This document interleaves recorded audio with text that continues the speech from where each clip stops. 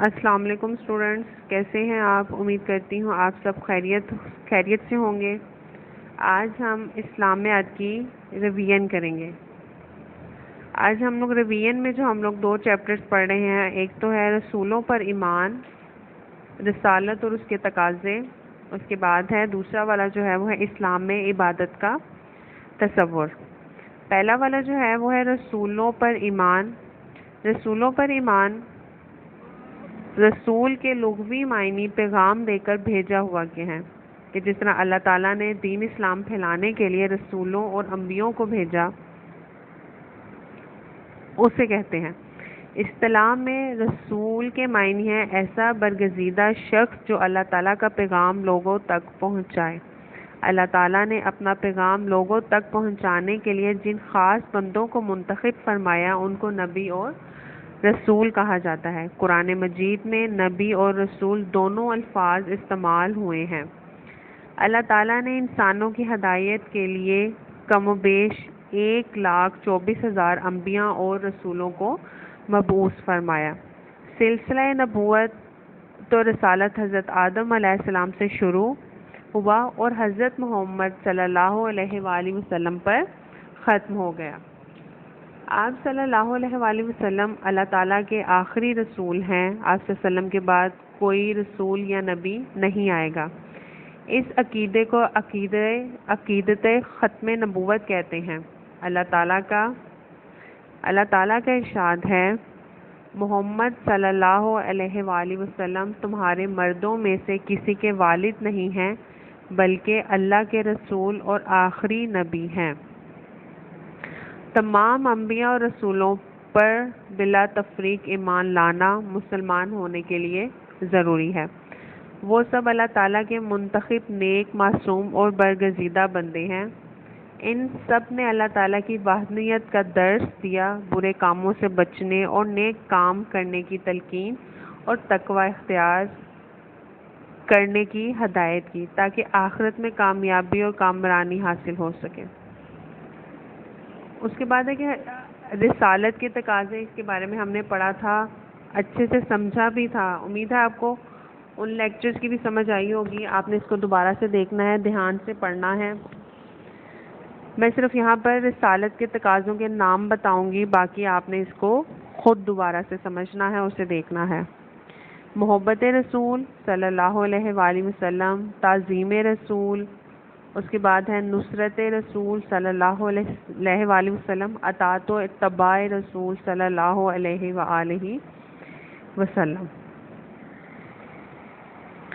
یہ سب چیزیں اس میں شامل ہیں۔ 4 ہیں، آپ نے ان کو دھیان سے کرنا ہے، سمجھ کے کرنا ہے۔ اس کے بعد جو ہمارا اگلا چیپٹر ہے وہ ہے اسلام میں عبادت کا تصور۔ اسلام میں عبادت کا تصور بہت وسیع ہے۔ اگرچہ اسلام نے نماز، روزہ، زکوٰۃ، حج کے ذریعے عبادات کا جامع نظام دیا ہے، اس کے علاوہ دیگر اخلاقی، معاشی اور معاشرتی تعلیمات پر عمل کرنا بھی عبادت ہے۔ اس کے علاوہ حقوق العباد کی ادائیگی بھی اللہ تعالیٰ کی عبادت میں شامل ہے۔ اللہ تعالیٰ نے انسانوں اور جنوں کو اپنی عبادت کے لیے پیدا کیا۔ بات ہے کہ نماز، ہمارے جو ارکان ہیں، نماز، روزہ، زکوٰۃ اور حج ہے۔ اب یہ 4 چیزیں، ان چاروں کو ہم تھوڑا سا ڈسکس کر لیتے ہیں۔ پہلے بھی ہم لوگوں نے پڑھا تھا اور آپ لوگوں کو امید ہے کہ اس کو اچھے سے آتا بھی ہوگا۔ اب نماز کے بارے میں ہم تھوڑا سا چکے۔ نماز اسلامی عبادات میں سے سب سے افضل عبادت ہے۔ یہ نماز دین کا ستون ہے۔ نماز جنت کی کنجی ہے۔ نماز جنت کی کنجی ہے۔ اللہ تعالیٰ اور اس کے رسول پاک صلی اللہ علیہ وآلہ وسلم پر ایمان کے بعد سب سے محبوب عمل نماز ہے۔ یہی وجہ ہے کہ قرآن مجید میں سب سے زیادہ تاکید بھی نماز کی گئی ہے۔ قیامت کے دن سب سے پہلے نماز کے بارے میں سوال کیا جائے گا۔ نماز میں بندہ اپنے خالق کو مالک کے سامنے عاجزی اور انکساری کے ساتھ اپنی پیشانی زمین پر رکھتا ہے اور اللہ تعالیٰ کی کبریائی کا اقرار کرتا ہے۔ اس لیے نماز کو مومن کی معراج کہا گیا ہے۔ نماز برائی اور بے حیائی کے کاموں سے روکتی ہے۔ نماز مسلمانوں پر روزانہ 5 وقت فرض ہے۔ اس کے بعد ہے زکوٰۃ۔ زکوٰۃ مالی عبادت ہے۔ زکوٰۃ کی ادائیگی سے مال پاک ہو جاتا ہے۔ زکوٰۃ بھی اسلام کی بنیادی ارکان میں سے ایک ہے۔ سورہ توبہ میں زکوٰۃ کے 8 مصارف بیان کیے گئے ہیں جن کی وضاحت کی گئی ہے، جن میں فقراء، مساکین، عاملین، نو مسلم، غلام، قرضدار، اللہ کے راستے میں جہاد یا حصول علم میں مشغول اور مسافر شامل ہیں۔